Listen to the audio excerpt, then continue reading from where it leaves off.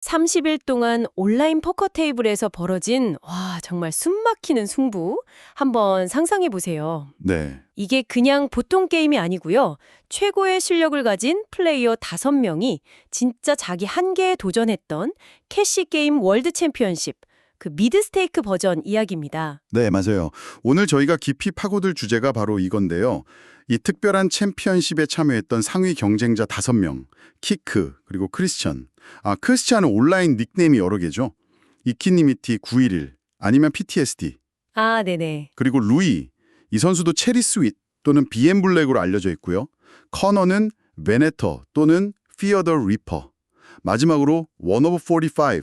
이 선수는 마르시 메나스라는 이름도 씁니다. 복잡하네요. 네, 근데 뭐 저희는 주로 키크, 크리스찬, 루이, 커너, 원 오브 45 이렇게 부르면서 얘기 나눠보겠습니다. 그게 편하겠죠. 네, 좋습니다. 저희 분석 자료는 이 선수들하고 직접 인터뷰한 녹취록, 특히 유튜브 더 메케닉스 오브 포커 채널 영상에서 가져온 내용들이고요. 그렇죠. 이 선수들이 어떻게 준비했고 또 뭘 배웠는지, 그리고 어떤 전략과 마음가짐으로 이 독특한 온라인 포커 대결을 치렀는지, 특히 모든 핸드가 바로바로 공개되는 그 카드 업 방식 있잖아요. 네, 정말 특수한 환경이죠. 그 환경 속에서 어떻게 경쟁했는지 그 핵심 통찰을 한번 뽑아내 보려고 합니다.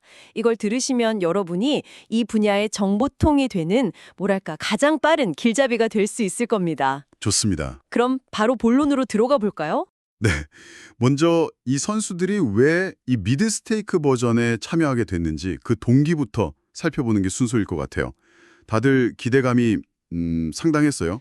아, 그랬군요. 네, 키익 같은 경우는 친구랑 같이 야, 이런 대회 한번 열렸으면 좋겠다 이렇게 오랫동안 바라왔다고 했고요. 크리스천은 그때 마침 자기 포커 커리어에서 약간 좀 정체기 이걸 느끼던 차에 이거 한번 도전해볼 만하다.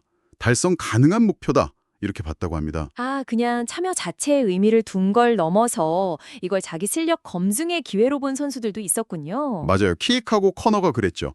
동료 강자들이랑 직접 부딪혀 보면서 내 실력이 지금 어느 정도인가 이걸 확인하고 싶어 했다는 점. 네, 인상적이었습니다.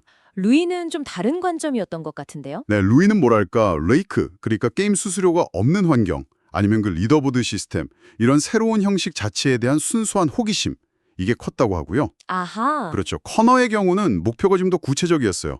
자기가 평소에 연마하고 싶었던 딥스택 플레이 아시죠? 침 많이 가지고 시작하는 거. 네네. 그 게임 운영 능력을 토너먼트 실력 향상이랑 연결해서 발전시킬 수 있는 야, 이거 절호의 기회다. 이렇게 판단했던 거죠. 크리스천의 접근도 좀 흥미로웠어요. 예전에 하이스테이크 게임을 했던 경험이 있으니까 그걸 비춰봤을 때 이 미드스테이크 챔피언십은 나한테 충분히 해볼 만하다, 달성 가능하다 이렇게 생각했다는 점이요. 네, 그렇죠. 그건 뭐 막연한 기대가 아니라 어느 정도는 승산 있겠다. 이런 계산이 깔린 자신감이었겠죠. 그럼 이제 준비 과정으로 넘어가 볼까요? 이게 또 선수마다 정말 제각각이었다면서요? 네, 맞아요. 어떤 정답이 있는 게 아니더라고요. 키딕처럼 프리플랍이나 엔티 상황, 이런 특정 부분을 딱 정해서 집중적으로 공부하고 대비한 선수도 있었지만 코너 같은 경우는 거의 준비 없이 그냥 뛰어들었다고요? 그건 좀 의외인데요. 보통 이런 큰 대회 앞두고는 막 철저히 준비하기 마련이잖아요. 네, 코너는 그냥 자기 평소 플레이 스타일 믿고 일단 부딪히면서 적응하겠다. 이런 전략을 택한 것 같아요. 반면에 루이스의 접근 방식은 또 달랐죠. 아, 루이스는 어땠나요? 처음엔 커너처럼 별 준비 없이 시작했다가 초반에 무려 13번 바이인, 그러니까 참가비 13번 날린 거죠. 13번 바이인이요? 와. 네, 그 금액을 읽고 나서야 아차 싶어서 정신 차리고 본격적으로 공부 모드에 돌입했다고 합니다. 이야, 13번 바이인이면 진짜 큰 손실인데 그걸 또 계기로 삼았군요. 구체적으로 어떻게 공부했답니까? 루이스는 핸드 스크린샷을 계속 찍어서 복귀하는 과정을 반복했다고 강조했어요. 그냥 이때 이렇게 할 걸 하고 넘어가는 게 아니라 왜 내가 그때 그런 플레이를 했고 다음엔 어떻게 해야 할까 이걸 깊이 파고든 거죠. 아, 그냥 보는 게 아니라 분석을 했군요. 그렇죠. 키딕도 비슷한 얘기를 했는데 이렇게 꾸준히 학습하고 복귀하는 게 감각을 날카롭게 유지하고 그 오토파일럿 상태 있잖아요. 아무 생각 없이 기계적으로 플레이하는 거 네네. 거기에 빠지는 걸 막아준다고 했어요. 루이스는 또 공부를 통해서 특정 스팟에 대한 이해도가 높아지면 실제 게임에서 그걸 막 써보고 싶은 욕구가 생긴대요. 그래서 게임이 더 재밌어진다고. 학습이 동기부여로 이어지는 거죠. 선순환이래요. 크리스티안의 준비는 또 다른 결을 보여주는 것 같아요. 포커 전략 자체를 막 기술적으로 파고들기보다는 정신력 관리, 그리고 예전에 그 슈퍼노바 일리트라는 엄청난 등급 달성했었잖아요. 네, 대단했죠. 그때 쌓았던 대량 플레이 경험, 그리고 가족과의 시간을 고려한 철저한 시간 관리. 여기에 더 집중했다는 점이 좀 독특했어요. 맞아요. 그러니까 실질적인 플레이 시간 확보랑 멘탈 유지가 그 선수한테는 핵심 준비였던 셈이죠. 그래서 초반에 20바인이라는 와, 진짜 엄청난 손실인데 그런 다운스윙을 겪고도 그걸 좌절이 아니라 아, 이거 배움의 기회다 이렇게 삼고 계속 플레이할 수 있었던 배경에는 이런 탄탄한 정신적, 환경적 준비가 있었던 거군요. 네, 바로 그겁니다. 단순한 기술 연마만이 준비의 전부는 아니라는 걸 보여주는 아주 좋은 사례죠. 자, 이제 이 대회의 가장 핵심적인 특징, 그리고 가장 큰 변수였던 카드업 쇼다운 요소에 대해 얘기해보죠. 모든 플레이어의 카드가 플레이 직후에 공개된다는 거, 와, 이건 정말 상상 이상의 영향을 미쳤을 것 같은데요? 엄청났습니다, 진짜. 깃은 첫 주 경험을 딱 한마디로 정말 미쳤다, 크레이지라고 표현했을 정도니까요. 미쳤다. 네, 끊임없이 정보가 막 쏟아져 들어오는 거예요. 말 그대로 정보 과부하 상태였다고 합니다. 내 카드뿐만 아니라 상대방이 어떤 카드로 어떻게 플레이했는지, 심지어 배팅의 시간을 얼마나 썼는지까지 모든 게 그냥 실시간으로 다 드러나니까요. 커너의 분석이 되게 날카로웠는데 이 카드업이 메타게임, 그러니까 게임 내의 전략적인 흐름을 극도로 가속화시켰다고 봤어요. 네, 맞아요. 평소 같으면 여러 번 실제 쇼다운을 통해서 간신히 얻을 수 있는 상대방 성향 정보를 매 핸드마다 얻게 되니까 플레이어들 간의 그 균형점이 아주 빠르게 변동할 수밖에 없었겠죠. 심리적인 압박감도 상상을 초월했습니다. 크리스찬의 표현이 아주 생생했는데 상대한테 블러핑을 당했을 때 마치 정신적으로 소유당한 온드 느낌이 들었다고 해요. 아, 소율당한 느낌. 와. 네. 심지어 객관적으로는 잘한 폴드, 그러니까 이건 아니다 싶어서 잘 빠져나온 플레이조차도 마치 패배처럼 느껴졌다고 고백했죠. 이런 감정적인 동요가 때로는 좀 성급한 판단으로 이어지기도 했다고 하고요. 초반에는 특히 이런 심리가 더 공격성으로 표출된 것 같아요. 킥, 루이스, 1045 다들 초반에는 야, 나 멋질 블러프 성공시켜서 보여줘야지 이런 경향이 좀 있었다고 언급했잖아요. 네네. 자기 플레이가 전부 공개되니까 뭔가 좀 인상적인 모습을 남기고 싶은 그런 과시욕? 그런 게 작용한 걸까요? 충분히 그럴 수 있죠. 크리스찬은 이걸 끊임없는 레벨링 전쟁이라고 표현했어요. 레벨링 전쟁. 네. 이게 뭐냐면 상대방이 나를 어떻게 생각할까 예측하고 나는 또 상대방이 나를 그렇게 생각할 거라고 예측하는 걸 어떻게 이용할까 이렇게 여러 단계로 심리 싸움을 벌이는 건데 카드업 환경에서는 이 과정이 그냥 극단적으로 심화된 거죠. 아, 매 순간이 심리전이네요. 그렇죠. 상대 플레이 분석하고 거기에 맞춰서 내 전략 조정하고 또 상대가 거기에 어떻게 반응하는지 보고 다시 조정하고 이 과정이 매 순간, 매 핸드마다 벌어진 겁니다. 크리스찬은 매일 저녁에 상대방 쇼다운 정보를 다 복귀하면서 잠재의식 속의 패턴을 각인시키려고 노력했다. 이 정도까지 얘기했어요. 대단하네요. 그럼 커너처럼 좀 공격적인 스타일, 소위 레드라인 플레이어라고 하죠. 쇼다운까지 안 가고 블러핑이나 공격적인 배팅으로 팟을 따내는 경향이 강한 선수들. 네. 이런 선수들한테는 이런 투명한 정보 환경이 오히려 더 유리하게 작용했을 수도 있겠는데요. 상대 약점을 더 빨리 파악하고 공격하기 좋았을 테니까. 네, 실제로 코너는 정보 우위를 통해서 상대를 심리적으로 압박하는데 이 환경을 잘 활용했습니다.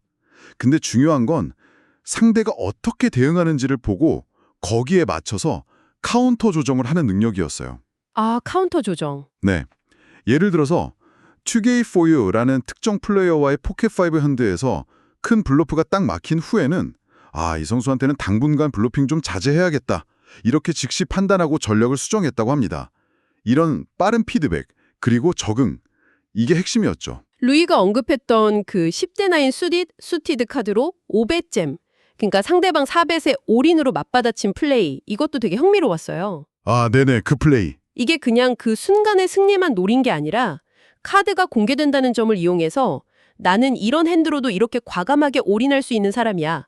이런 이미지를 상대한테 심어주려는 더 큰 그림의 메타게임 전략이었을 가능성이 높다는 거죠. 맞아요. 카드 공개가 아니었다면 훨씬 더 위험 부담이 큰 플레이였을 겁니다. 그쵸. 이런 극단적인 정보 환경 속에서 선수들의 전략은 그야말로 끊임없이 진화했습니다. 처음에는 말씀하신 대로 다들 엄청나게 공격적이었지만 시간이 지나면서 점차 조정이 이루어졌어요. 네, 킥은 첫 주의 그 광적인 플레이 이후에 다들 좀 진정세를 보였다고 했고 크리스천도 초반에 너무 과잉 공격성을 보인 후에는 의식적으로 속도를 조절했다고 하죠.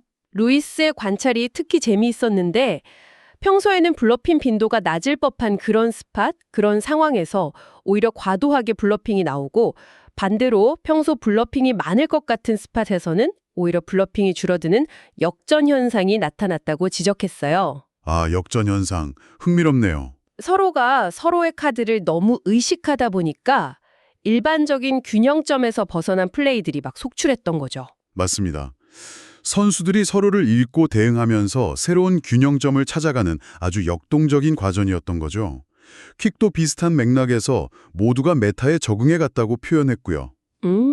루이스는 이런 지속적인 학습과 적응의 순환 과정 자체가 자기를 정신적으로 날카롭게 유지시켜주는 원동력이었다고 강조했고요. 커너는 초반에 공격적으로 플레이하면서 누가 자기 배팅에 잘 콜해주는지 그 콜러를 파악한 뒤에 그 사람들 상대로는 좋은 핸들을 잡았을 때 아주 크게 배팅하는 그런 밸류 위주의 플레이로 전환하는 영리함을 보였습니다. 크리스찬의 적응 방식은 또 달랐군요. 매일매일 의도적으로 플레이 스타일을 바꾸려고 시도했다고요? 네, 어떤 날은 극도로 공격적으로 또 어떤 날은 아주 견고하게 플레이하면서 상대방이 자기를 예측하기 어렵게 만들려고 노력했다는 거죠. 특히 상대방의 배팅 타이밍, 그 타이밍 텔에서 드러나는 정보랑 시간이 지나면서 자기에 대한 상대방의 인식이 어떻게 변화하는지 여기에 집중했다고 합니다. 와, 정말 고도의 심리전이네요. 네, 킥 역시 이 과정에서 평소 자기 주력 스타일과는 좀 다르게 상대 블러프를 잡아내는 블러프 캐치, 플레이 비중을 늘리고 공격성은 오히려 줄였다고 해요. 아, 그랬군요. 결국 이 카드업 황당에서 가장 중요했던 건 어떤 특정 스타일에 얽매이는 게 아니라 상대방과 계속 변화하는 메타에 맞춰서 유연하게 플레이하는 능력, 즉 적응력이었던 셈입니다. 그렇죠. 적응력. 2주차에는 또 다른 변수가 추가됐죠. 바로 NT 도입. 매 핸드 시작 전에 모든 플레이어가 의무적으로 일정 금액을 내는 규칙인데 이게 게임 양상에 어떤 영향을 미쳤나요? 아, 네. NT. 초기 반응은 선수마다 약간 엇갈리긴 했지만 전반적으로는 게임에 긍정적인 활력을 불어넣었다. 이런 평가가 많았습니다. 오, 긍정적이었군요. 네. 커너와 루이스는 NT 때문에 팟 사이즈가 커지면서 액션이 확실히 증가했고 게임이 훨씬 더 재미있어졌고 또 창의적인 플레이를 시도할 여지가 많아졌다고 봤습니다. 루이스는 심지어 NT 환경을 훨씬 더 나은 포커라고까지 표현했어요. 훨씬 더 나은 포커? 네, 물론 그만큼 핸들 렌지, 그러니까 플레이하는 핸드 범위가 넓어져서 실수가 나올 가능성도 커졌지만요. 그렇다면 이 NT 도입에 빠르게 적응하는 것이 또 다른 경쟁 우위를 가져다 주었겠군요. 정확합니다. 킥과 크리스천이 바로 그 점을 지적했어요. 많은 선수들이 NT 환경에서의 플레이 경험이 부족했기 때문에 여기에 빨리 적응하는 것이 확실한 엣지, 즉 우위로 작용했다는 거죠. 네. 전 핸드 선택 범위가 부정확한 선수들이 많았다고 분석했습니다. 예를 들어 NT 때문에 더 넓은 범위의 핸드로 콜을 해야 하는 상황인데도 여전히 너무 타이트하게 플레이하는 경향이 있었다는 거죠. 아, 약점을 파고들었군요. 그렇죠. 루이스는 또 다른 약점을 공략했는데 바로 빅블라인드 방어가 미흡하다는 점이었어요. 상대들이 좀 약한 플러시 드로 같은 무늬 5장 만드는 거 있잖아요. 네. 그런 핸드로 너무 자주 콜을 해주는 경향이 있어서 자기가 강한 핸드를 잡았을 때는 아주 크게 밸류 배팅을 해서 이익을 극대화할 수 있었다고 설명했죠. 또 상대들이 자기 핸드가 가진 가치, 그 에쿼티를 충분히 실현하지 못하고 너무 쉽게 폴드하는 경향도 공략 포인트였다고 하고요. 하지만 멀티웨이 팟, 그러니까 3명 이상 플레이어가 참여하는 팟은 NT 환경에서도 여전히 선수들에게 좀 어려운 숙제로 남았군요. 네, 맞아요. 워낙 변수가 많고 복잡하다 보니까 정형화된 전략보다는 약간 즉흥적인 판단과 감각에 의존하는 경향이 강했다고 커너는 언급했습니다. 아직 이론적으로도 깊이 연구되지 않은 영역인 거죠. 여기서 선수들은 좀 딜레마에 빠졌을 것 같아요. NT 때문에 더 넓은 범위의 핸드로 플레이하는 게 유리하다는 걸 알겠는데 정작 그렇게 넓은 범위의 핸드를 가지고 플랍 이후 포스트 플랍 상황을 어떻게 운영해야 할지에 대한 경험은 부족했던 거죠. 네, 그렇죠. 루이스와 커너 모두 그 점을 인정했고 그래서 때로는 그냥 본능적으로, 뭐랄까, 즉흥적으로 플레이하는 걸 선택하기도 했다고 솔직하게 이야기했습니다. 이론과 실제 사이의 간극이랄까요? 자, 이제 이 30일간의 정말 혹독한 여정을 가능하게 했던 정신적인 측면, 즉 그라인딩과 마인드셋에 대해 이야기해 보겠습니다. 이 챌린지의 수준, 이게 선수들 예상을 훨씬 뛰어넘었다고요? 네. 커너는 이게 과연 500에 낼 미드 스테이크 수준이 맞나 싶을 정도로 어려웠다고 했고, 루이 역시 매 순간 정말 고도의 집중력이 요구됐다고 토로했죠. 그런 고강도 환경에서는 역시 정신력이 승패를 가르는 중요한 요소가 되었겠네요. 그쵸. 크리스찬의 강점이 여기서 다시 한번 빛을 발하는 것 같습니다. 초반 20바이인 손실이라는 그 엄청난 시련 속에서도 무너지지 않고 오히려 그걸 배움의 기회로 삼아서 꾸준히 플레이를 이어갈 수 있었던 건 그의 강인한 정신력과 과거 하이스테이크 및 대량 플레이 경험 덕분이었겠죠. 네, 확실히 그 경험이 큰 힘이 됐을 겁니다. 선수들의 일상 루틴도 좀 흥미로운 비교 포인트였는데요. 킥처럼 전날 미리 다음날 스케줄을 막 시간 단위로 계획하는 체계적인 접근 방식이 있는가 하면 와, 철저하네요. 네, 루이나 코너처럼 좀 더 유연하게 피곤하면 자고 일어나면 게임하고 이런 식의 자유로운 방식을 선호하는 선수도 있었죠. 크리스찬은 매일 거의 동일한 루틴을 따랐다고 하고요. 아, 그렇군요. 근데 공통적으로 루이와 크리스찬은 휴식, 운동, 특히 사우나의 중요성을 강조했습니다. 싸우나요? 네, 루이는 사우나가 마치 하루를 정신적으로 리셋해주는 효과가 있다고까지 표현했어요. 육체적, 정신적 회복이 그만큼 중요했다는 거죠. 실수를 저질렀을 때 대처하는 방식도 선수마다 달랐다는 점이 참 인상 깊었습니다. 빨리 잊고 다음 핸드에 집중하려는 유형. 커너가 그랬죠? 네, 또 리더보드 순위 하락에 대한 압박 때문에 실수가 더 고통스럽게 느껴지는 유형. 킥이 좀 그랬던 것 같고요. 맞아요. 실수를 일종의 이미지 구축을 위한 투자다. 이렇게 긍정적으로 재해석하려는 유형. 크리스찬이 그랬고. 그리고 실수가 끔찍하게 느껴지긴 하지만 반드시 복귀하고 배움의 계기로 삼으려는 유형. 루이스. 와, 정말 다양하네요. 여러분은 어떤 유형에 가까우신가요? 네, 피로와 번아웃은 피할 수 없는 현실적인 문제였습니다. 루이스는 실제로 경쟁이 한창 진행 중이었는데도 불구하고 누적된 피로 때문에 결국 중도 하차를 결정해야만 했죠. 아, 안타깝네요. 네, 결과에 대한 집착, 그러니까 리더보드 순위 역시 양날의 검이었습니다. 커너와 루이스에게는 이게 강력한 동기부여 요인이 되기도 했지만 킥과 루이스는 리더보드를 너무 자주 확인하게 되면서 오히려 과정 자체에 집중하는 데 방해를 받았다고 솔직하게 털어놓기도 했어요. 그렇다면 이 정말 치열하고 힘든 경쟁을 뚫고 좋은 성과를 거둔 선수들의 핵심 성공 요인, 이걸 종합해보면 뭐가 있을까요? 몇 가지 키워드가 떠오르는데요. 네, 선수를 스스로 꼽은 요인들을 보면 역시 변화하는 환경과 상대에 맞춰 끊임없이 전력을 수정하는 적응력, 이게 커너가 강조한 부분이고요. 네, 적응력. 그리고 지치지 않고 높은 수준의 플레이를 유지하는 퍼포먼스와 집중력, 이걸 루이스가 특히 오토파일럿을 경계하면서 강조했죠. 아, 퍼포먼스. 그리고 역경 속에서도 흔들리지 않는 정신력과 신념, 동기부여, 이건 크리스찬의 강점이었고요. 체계적인 접근과 계획성, 킥이 잘하는 플레이어는 계획이 있다고 언급했죠. 그리고 상대방의 흔한 약점을 날카롭게 파고드는 공략 능력, 이것도 커너가 보여줬고요. 결국 기술적인 능력만큼이나 아니 어쩌면 그 이상으로 중요한 것이 그 극심한 압박감과 피할 수 없는 변동성, 그 분산을 어떻게 관리하고 극복하느냐 이거였던 것 같네요. 맞습니다. 정신적인 강인함이 선수들을 차별화하는 결정적인 요소였다고 볼 수 있겠습니다. 이 경험을 통해 선수들 개인적으로도 정말 큰 성장과 배움을 얻었을 것 같아요. 그렇죠. 코너는 자기가 생각했던 것보다 훨씬 높은 수준에서도 충분히 경쟁력이 있다, 이런 자신감을 얻었고, 키크는 자기 한계를 명확히 인지하고 정신력을 한 단계 끌어올리는 계기가 되었다고 합니다. 크리스찬은 극한의 압박 속에서도 자기 능력을 발휘할 수 있다는 귀중한 경험을 했고, 루이스는 단순히 기계적으로 플레이하는 걸 넘어서 매 순간 최선을 다하는 그 퍼포먼스의 중요성을 절실히 깨달았다고 하죠. 와, 정말 강렬했던 30일간의 여정이었습니다.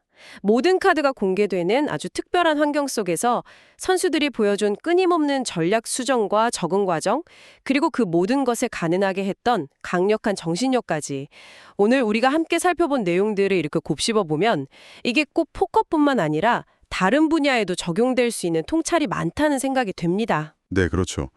이렇게 극도로 강도 높고 결과에 대한 압박감이 크면서 모든 정보가 투명하게 공개되는 학습 환경, 이건 비단 포커 실력 향상뿐만 아니라 어떤 복잡한 기술이나 지식을 빠르게 마스터하는 과정 전반에 대해서도 중요한 질문을 던지는 것 같아요. 여러분이 무언가를 깊이 배우거나 경쟁하는 과정에서의 경험과 비교해 볼 때 어떤 점이 비슷하고 또 다르게 느껴지시나요? 마지막으로 여러분께 생각해 볼 거리를 하나 던져드리고 싶습니다. 오늘 살펴본 선수들 중에는 끊임없이 상대방의 데이터를 추적하고 분석하면서 자기 전략을 정교하게 다듬어야 한다고 느낀 선수가 있었잖아요. 네, 있었죠? 반면에 어떤 선수는 익숙하지 않은 복잡한 상황에서는 오히려 정형화된 분석보다는 직관과 즉흥성에 의존하면서 성공적인 결과를 만들어내기도 했고요. 그렇죠. 카너나 루이스가 그런 면을 보였죠. 네. 경쟁적인 학습 환경에서 자신의 한계를 밀어붙이며 성장하고자 할 때 이처럼 체계적인 분석과 구조화된 접근, 그리고 직관과 즉흥적인 창의성 사이에서 최적의 균형점은 과연 어디에 있을까요? 만약 여러분이라면 어떤 접근 방식을 더 선호하시겠습니까? 한 번쯤 고민해 볼 만한 질문인 것 같습니다.